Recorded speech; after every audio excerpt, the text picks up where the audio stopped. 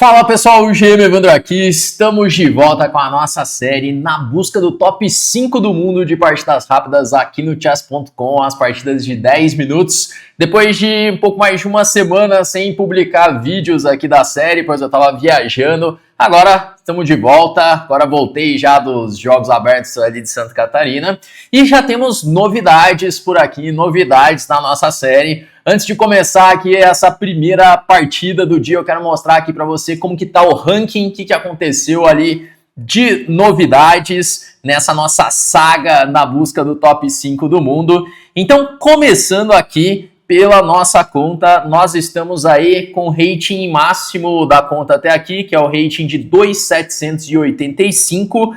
E a novidade que já dá para ver ali é que nós aparecemos agora top 6 do mundo. Então, basta uma única posição para alcançar aí esse desafio de chegar no top 5 do mundo nas partidas rápidas. Vamos ver aqui como que tá isso. Começando aqui pelo ranking do Brasil, vamos ver. Eu acredito que não teve nenhuma movimentação, tava todos os principais aqui do ranking estavam lá jogando o JASC, os Jogos Abertos de Santa Catarina, então acredito que não teve nenhuma movimentação. Eu continuo ali em primeiro com 2.785, na sequência o SUP 2.745, e daí vem Diego de Berardino, o Cricor tá ali 2.657, completando ali o top 5, o Felipe Eudebs. Então não teve muitas alterações aí nos últimos dias, nessa última semana. Só que agora vindo para o global, aqui já teve uma alteração, pois agora eu apareço como número 6 do mundo. Então antes eu estava ali como número 7,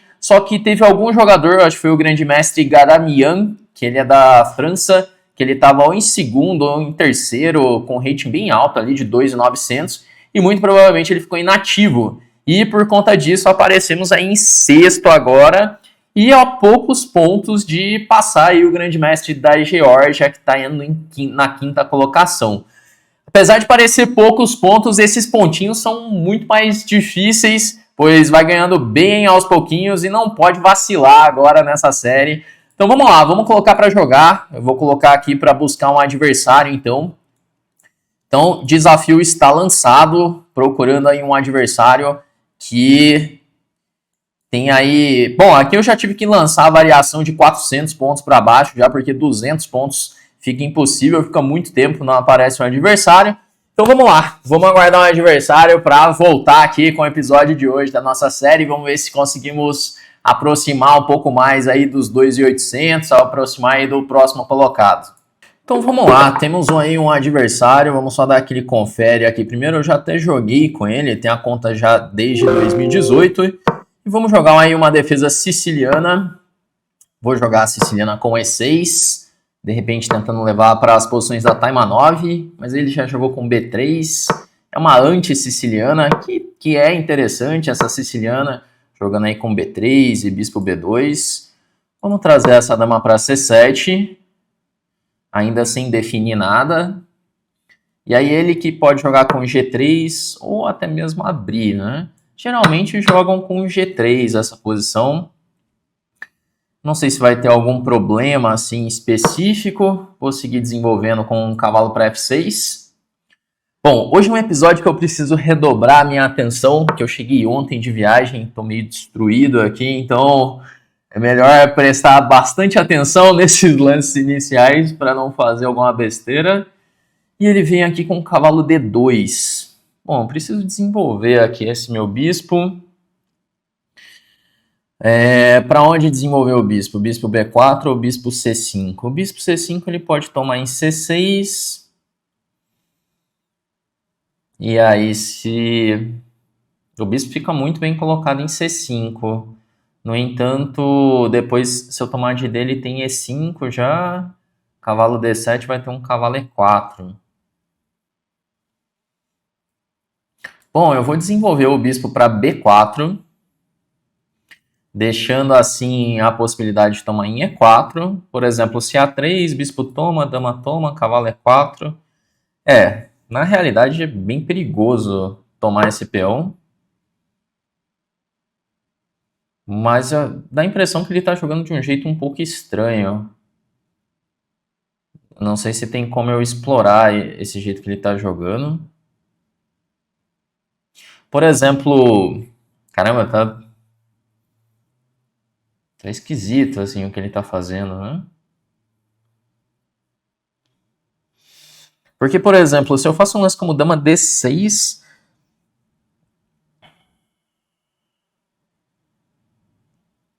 ou talvez tomar em D4 e dama D6.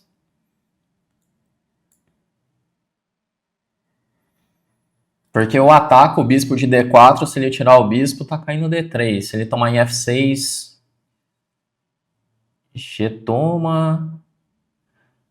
Isso aqui parece suspeitíssimo para ele. Deixa eu ver se não tem nada ainda melhor do que isso. Aqui, um lance como dama E5, ele toma em C6, toma em B2, toma em B4. E dama D6 direto, toma em C6 também, D toma. Ele tem um tempo para defender. Eu tô achando que o lance é tomar em D4 e dama D6. Vamos lá, eu vou jogar assim. E agora eu faço dama D6. Um lance bem estranho de se fazer, não fica nada harmônico assim. Mas eu acabo obrigando esse lance dele, ele tomar. E agora eu tenho uma escolha. Eu posso tomar em F6, que aí eu já tenho o par de bispos. Ele vai poder ainda defender com dama E2. E a outra possibilidade é jogar um dama por D3. Que agora tá o bispo atacado e tá o peão de E4 atacado.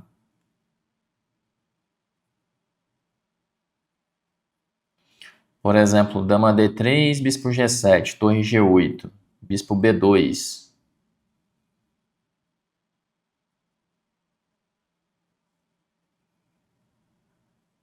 Nossa, isso aqui parece perigosíssimo para ele, hein? Caramba, eu tô lento, hein? Claramente tô bastante lento hoje, porque o cara tem 9 minutos, eu tenho 6 minutos. Deixa eu ver se eu dou uma acelerada aqui, senão posso ter problemas. Mas a posição parece que tá ficando interessante, porque ele achou perigoso. Bom, mas agora eu posso já tomar em E4 com cheque. E eu posso pensar até mesmo em tomar em G2. Mas tomar em G2 ele roca grande. E aí isso aqui pode ficar perigoso para mim. Acredito que eu vou simplesmente trocar as damas. Porque assim eu já tenho um peão a mais. E rocar pequeno. Parece razoável. Se cavalo E4 eu tenho F5. Agora contra esse eu volto o bispo para E7. Vamos lá, vamos começar a tarefa de converter a vantagem. Ele quer tentar aproveitar o meu peão de D, mas eu acredito que aqui eu posso jogar D5 direto já. Porque ainda que fique um peão isolado, tá abrindo bastante a posição para os meus bispos. O rei tá aberto também. Por exemplo, agora bispo F6, cravando esse cavalo, abrindo a coluna E. Parece muito perigosa a posição dele. A posição parece estar por um fio já. Que eu tenho aí esse peão a mais. E principalmente a vantagem de ter o par de bispos. O par de bispos e o rei dele mais exposto. Então ele pode começar a levar uns táticos logo logo. Bom, talvez bispo E6 com ameaça de D4. Ou bispo F5. Bispo F5 parece interessante porque eu fico controlando ali a casa C2. E ainda eu controlo E4. Meu torre C8 pode chegar com mais força. Eu tenho um bispo G5 cheque também, como uma possibilidade. Bom, ele jogou torre C1. E agora tá levando o bispo G5 cheque, que perde uma qualidade. E aí ele vai ficar com qualidade e peão a menos. Bom, partida tranquila, aí, partida bem tranquila. Vamos fazer a revisão dessa partida. O adversário deu umas penduradas grandes nessa partida. Vamos lá, vamos fazer a revisão. Ele me ajudou um pouco, né? Porque hoje era um dia bom de alguém me acertar. O sono não tá muito em dia, então hoje era um dia bom de me acertarem aqui no desafio. Mas ele jogou a abertura de um jeito muito estranho, jogou a abertura muito esquisita. Ele começou assim com uma abertura que é uma abertura que é perfeitamente jogável, essa siciliana com B3, só que depois abrir ali com D4 já não é muito interessante. Vamos lá, vamos começar a revisão. Então, como que ficou aqui a revisão? Deixa eu ver. Se o computador ele aprovou um pouco o jogo. O computador deu aqui 70.3 para o meu adversário, 84.3 para mim. Então não joguei um xadrez assim muito preciso, segundo ele. Vamos ver aqui no detalhe o que aconteceu. Então ele começou jogando com E4. Deixa eu fechar as outras abas para não ficar o som aqui. E4 veio C5, cavalo F3, E6 e agora B3. Eu lembro que teve uma época que o Magnus estava jogando assim, jogando várias vezes siciliana com B3, que ele foge das sicilianas principais, então isso já pode surpreender o adversário. E tem o seu interesse, o bispo em B2, além de atacar o centro, muitas vezes ele pressiona ali a ala do rei. Não é tão simples jogar contra essa posição, não. Eu joguei com A6, porque muitas vezes se eu jogo cavalo C6 direto, ele vai vir com o bispo B5. Trocar esse bispo pelo cavalo. Eu lembro de ter analisado já umas posições mais ou menos assim, onde o branco toma em C6, dama toma e depois abre a siciliana. Não agora, né? Teria que jogar um cavalo C3 primeiro. Só que depois o branco ele vai jogar abrindo com D4. Deixa eu jogar um D6 só para dar um exemplo aqui. Por exemplo, peão toma, cavalo toma, dama C7 e agora dama D2 ou dama E2. E esse tipo de posição pode muitas vezes ficar bastante perigoso para o preto, porque aí ele começa a atacar na ala do rei e o bispo de B2 ele ajuda tanto no ataque quanto na defesa do rei. Então esse seria um tipo de posição de siciliana que ficou muito ruim. Olha só, já dá aqui vantagem decisiva para as brancas. Então é interessante saber que tem os seus perigos essa variante com B3. Não é tão simples assim de enfrentar essa posição. Eu lembro que em algum momento estava em alta jogar isso por conta de umas partidas do Magnus. Então o primeiro detalhe é jogar esse A6 para não ter a troca do bispo pelo cavalo. Jogar um bispo B5 e bispo C6.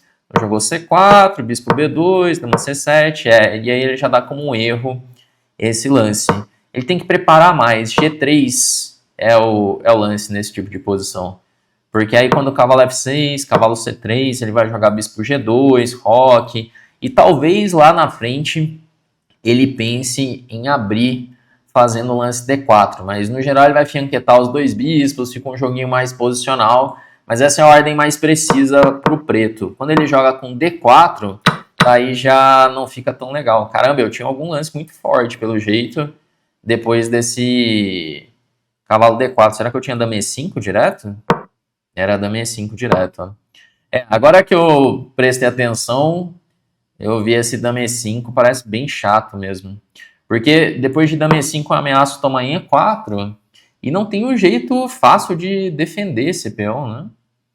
E além disso, estou ameaçando um bispo C5 porque o bispo de B2 está no ar. Esse lance já era duríssimo já.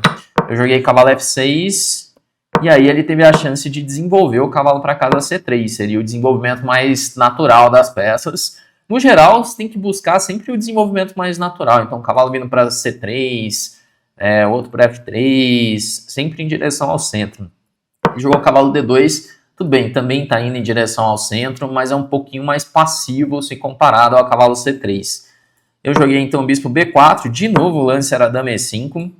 Por isso que ele me deu uma precisão ali de 84, porque eu deixei passar essa ideia de dama E5 duas vezes, que segundo a máquina já está decisivo aqui já. De novo é o tema do bispo lá em B2, o bispo no ar. Nossa, tá feio pra caramba agora, hein? Vai jogar o quê? Porque se tira o cavalo, tá caindo E4, ameacei cavalo D4. Se tomar em C6, tá caindo B2. É 2 vezes esse dama E5, matava a posição. Joguei bispo B4, que não é bom. Eu acredito que agora ele tinha que jogar A3. Ele jogou bispo D3. Porque no fim, essa posição A3, se eu tomar dama toma, eu acho que eu tô mal aqui. Não só tô mal, como tô quase perdido. Eu comecei a perceber os perigos disso depois de ter jogado o bispo B4, porque, tudo bem, ele tá com peão a menos agora, mas ele já tá rocando grande, tem um par de bispos, o bispo já apontando lá pra G7. Eu joguei e já percebi. Mas aí ele interrogou de novo. Caramba, essa partida foi cheia de interrogações na abertura. Ele interrogando e eu deixando passar, né? Tudo bem que não era tão óbvio assim. Então, dama E5 é temático. Talvez eu já tenha jogado partida assim, pensando bem. Mas agora ele deu uma vacilada, tomou dama D6. Aí finalmente aproveitei, né? E aí já cai muito material na posição. Na verdade cai um peão, só que a posição é muito ruim. Ele não tem tempo de organizar. Eu tô jogando rock, D5, par de bispos. Ele não tem os tempos suficientes. Ó, jogou A3. E agora cavalo E4 interroga de novo. O que daria para ele fazer para lutar é trazer uma torre para D1, para então jogar cavalo E4 e cavalo D6, ou pelo menos tentar fazer isso. Porque se ele chega com o cavalo aqui em D6, imagina que eu jogo um lance como B6, provavelmente é ruim agora. Cavalo E4, bispo B7. Bispo B7 já perde, né? Mas tô só tentando mostrar um exemplo. Um lance como torre B8, assim, que tem uma cara bem ruim na posição. Daí ele consegue pelo menos montar um bloqueio em D6 e agora fica difícil de tirar as peças. Então eu continuo com o peão a mais, só que eu não consigo usar esse peão a mais. Então esse é um exemplo estratégico interessante do que poderia acontecer se não faz um D5 direto. Mas D5 é bem natural também, já atacando o cavalo. Aí bispo F6, já crava o cavalo de F6, e aí a posição vai ficar no meio sem esperanças para ele. E aí vem uma interrogada final, que é esse torre C1. Mas a verdade é que a posição já é muito difícil. Eu tô com ideias de torre C8, seguido de D4 para invadir em C2. E sempre que ele jogar a torre C1, tá levando esse bispo G5. Tanto que o computador fala para jogar um F4 para poder jogar o torre C1. Ele jogou torre C1 direto, levou o bispo G5. E aí já era, né? E tá caindo uma qualidade inteira. Bom, partidinha mais tranquila hoje, né? Foi a partida que eu queria mesmo para hoje. Vamos ver o que acontece aí nas próximas. Continuamos ali na sexta posição, agora com 2.787, que é o rating máximo da nossa conta até aqui. E aí, será que vamos chegar no top 5 do mundo? Será que vamos passar ali os 2.800? Tá chegando, né? Tá chegando perto. Me diz aí, quero saber o que você acha. E, bom, se de repente você tá querendo melhorar no xadrez, quer subir o seu rating por aí também, eu quero te convidar a se tornar aluno da Chessflix, que é a nossa escola de xadrez. E fazendo parte da nossa lista de espera, você pode se tornar aluno com uma condição especial. Lá na Chessflix você vai ter aulas comigo, outros grandes mestres e ter acesso às nossas trilhas de treinamento, saindo desde o zero até o nível de mestre. Aqui na nossa página, o link está na descrição, você pode tanto entrar para a lista de espera, quanto ver tudo que você recebe, as aulas que você vai ter, todos os detalhes você encontra por aqui, beleza? Bom, com isso, nós vamos chegando ao final desse nosso vídeo de hoje. Eu espero que você tenha gostado. Se você gostou, deixa aquele like aqui no vídeo, ele ajuda bastante o canal. Se você ainda não é inscrito, já aproveita para se inscrever. Todos os dias tem vídeos novos por aqui. Vamos então encerrando e até a próxima.